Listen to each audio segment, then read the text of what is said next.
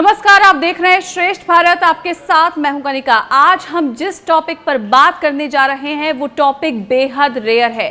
जी हां, हम बात कर रहे हैं शडर अटैक्स की, जो 8-9 महीने के बच्चों से लेकर 1 साल तक के छोटे बच्चों में देखे जाते हैं। अचानक से बच्चे शिवर करने लगते हैं। देखने से कई बार ऐसा लगता है जैसे कोई करंट सा उनके शरीर में दौड़ रहा हो। ऐसे में कई बार माता पिता काफ़ी परेशान हो जाते हैं और उन्हें समझ नहीं आता कि ये प्रॉब्लम आखिर क्यों हो रही है, इसका कारण क्या है और इसका क्या ट्रीटमेंट होना चाहिए। इस टॉपिक के बारे में हम डॉक्टर से भी बातचीत करेंगे, लेकिन उससे पहले आप इस वीडियो को लाइक ज़रूर करें और सारे पेरेंट्स के साथ इसे शेयर भी करें। तो शडरिंग अटैक्स पर और ज़्यादा बातचीत के लिए हमारे साथ न्यूरोपीडियाट्रिशियन डॉक्टर सौरभ चोपड़ा जुड़ गए हैं। साथ ही हमारे एक फादर हैं जिन्होंने अपने बच्चे में शडरिंग अटैक्स के सिम्टम्स देखे हैं। दिवाकर जी हैं हमारे साथ। डॉक्टर सौरभ चोपड़ा और दिवाकर जी, बहुत बहुत स्वागत है आपका श्रेष्ठ भारत में। सबसे पहले डॉक्टर सौरभ, मैं आपसे ये समझना चाहूंगी कि जब पेरेंट्स अपने बच्चों में कई बार शडरिंग अटैक्स के सिम्टम्स देखते हैं तो उन्हें समझ ही नहीं आता कि इसे शडरिंग अटैक्स बोलते हैं और क्या सिम्टम्स होते हैं इसके। सबसे पहले आपसे ये समझना चाहेंगे। राइट, तो शडरिंग अटैक्स में यूजुअली बच्चे के पूरी बॉडी में एक सेकेंड के लिए सॉर्ट ऑफ टाइटनेस दिखती है, जिसमें वो पूरा बेबी इस तरह करके अपनी पूरी बॉडी को टाइट कर देता है। ये देख के ज्यादातर पेरेंट्स काफी घबरा जाते हैं कि बच्चा सडनली क्या कर रहा है।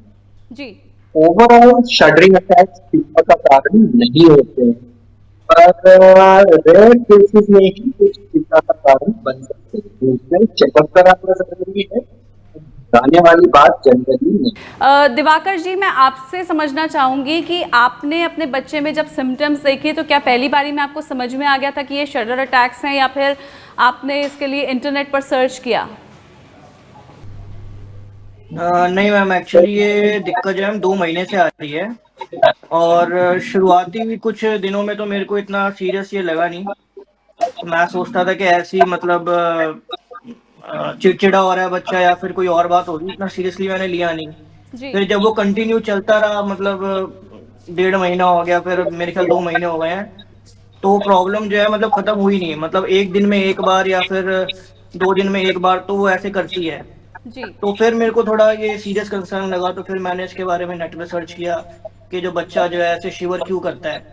जी, तो बिल्कुल हम डॉक्टर सौरभ से समझने की कोशिश करते हैं कि शडर अटैक्स, डॉक्टर सौरभ, कितने टाइम तक रह सकते हैं। और जैसे ये बता रहे हैं दिवाकर जी कि इनके बेटी जो है अभी 2 महीने हो चुके हैं, लेकिन अभी तक शडरिंग अटैक्स दिन में 1 आध बार इनको महसूस हो जाता है, तो कितना टाइम तक रह सकते हैं शडर अटैक्स? शडरिंग अटैक्स काफी छोटे बच्चों में स्टार्ट हो सकते हैं, कभी कभी तो वो 2-3 महीने के बच्चों में ही स्टार्ट हो जाते हैं। ज्यादातर वो 6, 7, 8, मतलब थोड़े से जब बच्चा बड़ा होता है उस एज में ज्यादा कॉमन भी देखने को मिलते हैं। बहुत से बच्चों में तो कुछ हफ्तों में ही खत्म हो जाते हैं, वो ये एक्टिविटी करना बंद कर देते हैं।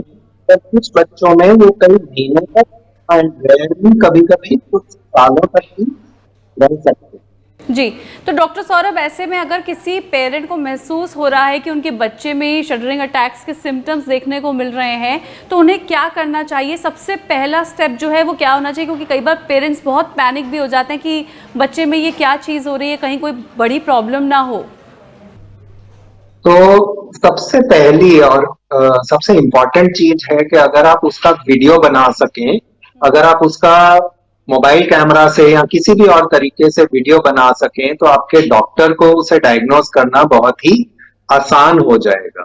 क्योंकि जो विजुअली एक डॉक्टर देख के डायग्नोज कर सकता है, वो डिस्क्रिप्शन से डायग्नोज करना बहुत मुश्किल है। तो once the video is there, उसके बाद किसी भी बच्चों के डॉक्टर को दिखाया जा सकता है। अगर न्यूरोपीडियाट्रिशियन बहुत कॉमनली अपने देश में सब जगह अवेलेबल नहीं है, इसलिए इवन एक पीडियाट्रिशियन को दिखाया जा सकता है। ज्यादातर केसेस में तो पीडियाट्रिशियन से डायग्नोज कर लेंगे, पर अगर उनको कुछ कंफ्यूजन होती है या आपको लग रहा है कि उन्हें पूरी तरह प्रॉब्लम नहीं समझ में आ रही है, तो पीडियाट्रिक न्यूरोलॉजिस्ट को भी दिखाया जा सकता है। वो लोग इस पर्टिकुलर कंडीशन को डायग्नोज करने में ज्यादा एक्सपर्ट होते हैं।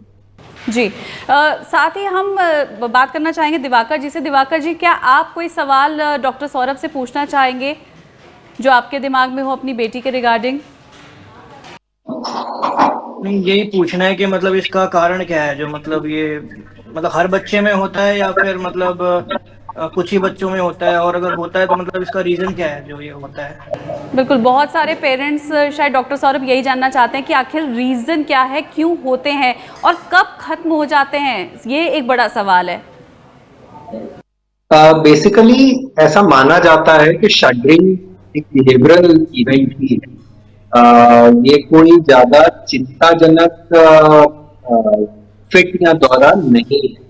बिहेवियरल इवेंट का मतलब जनरली ज्यादातर पेरेंट्स ये भी देखते हैं कि बच्चे जब बहुत एक्साइट हो जाते हैं, खुश हो जाते हैं, तब शटरिंग करते हैं, या जब वो बहुत अपसेट होते हैं तब शटरिंग करते हैं। इमोशन की एक्सट्रीम पे आ जाता है। एंड ये फिट या दौरा नहीं है, इसका एग्जैक्ट रीजन बताना किसी के लिए भी पॉसिबल नहीं है। बट गुड थिंग इज कि ज्यादातर बच्चों में ये आपकी चला जाता है, अपने आप ठीक हो जाता है। टाइमलाइन वेरिएबल रहती है, किसी बच्चे में जल्दी और किसी बच्चे में लेट से ठीक होता है। बिल्कुल।